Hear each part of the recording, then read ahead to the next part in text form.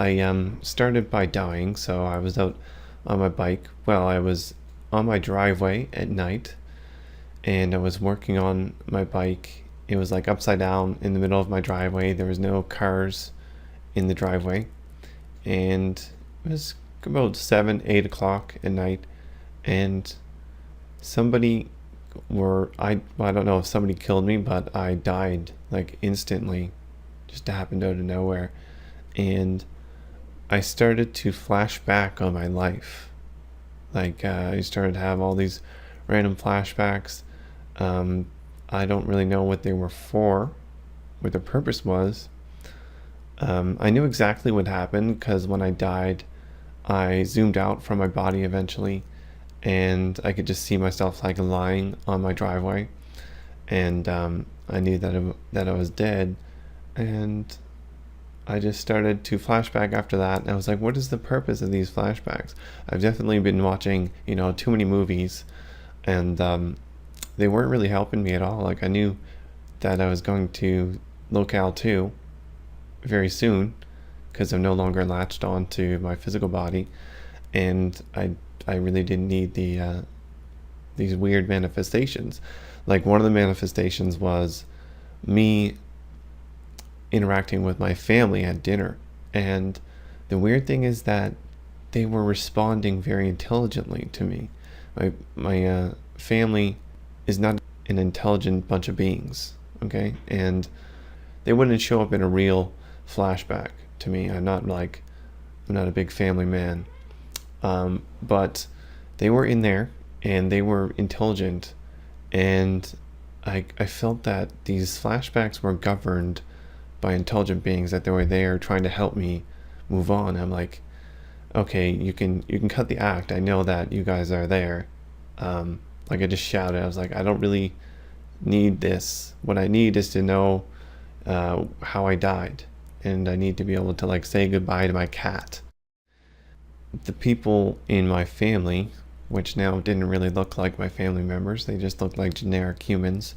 They just started to respond to me, and they told me that they can't do that for me. They can't tell me how I died. They don't know, and this is not information that they can help me with. And they also can't help me say goodbye to like my cat, because my cat was currently in Locale 1 at the time, because I was sleeping with my cat, and I wanted to say goodbye to my cat because I could, but they were like, no, you can't. And they started like taking me to Locale 2, and it felt like I was in a ship, and I was like, so are you guys aliens or just immaterial beings? So immaterial beings are just people who are native to Locale 2. And they didn't really like that question. They were actually really offended by it. Like I assumed that they were aliens. I think that's where they got offended, because they probably take that kind of thing a lot in this current dream, where they're beings that help people out in this way.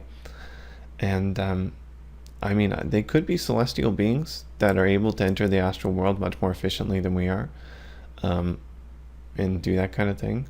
But I don't really know. They didn't answer. And I started asking them questions about them. And they were like, okay, how about we play the quiet game until we reach Locale 2? Because they were taking me slowly to Locale 2. I'm like, I can go to this place in like a half a second directly from the physical world. Like, why are we in a spaceship? And there's lots of things like that didn't make sense. That's why I've concluded that it's a dream, but it's a pretty interesting one. I've never really had a dream regarding me dying and going into the astral world. That's certainly a new one. And that was a night before I made the video on Locale 2. Did mention some dying stuff there. I might have been thinking about that. Not so sure. It was really weird how comfortable I was with dying. Like I didn't try to go back into my body. I think I knew it wasn't going to work out. Because, I mean, if you're thinking about your body and you don't go back into it, then you're probably dead. The dream amounted to feelings that you typically wouldn't feel or think that you would feel when you're dying or dead. Like, I was not afraid of any part of the experience. I was just disappointed that I died so early. And I have so much to do. Like, I have all these books that I want to write eventually when I'm older, and I have all this software that I need to finish.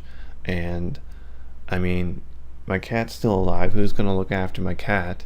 I know my parents aren't because they're shady characters, and they're gonna like yell at it and stuff, make it feel uncomfortable all the time. But there's just, like, random things like that that make my death, my early death, disappointing in the dream. So that was my dream. Hopefully I'll have some more dream videos. See you later.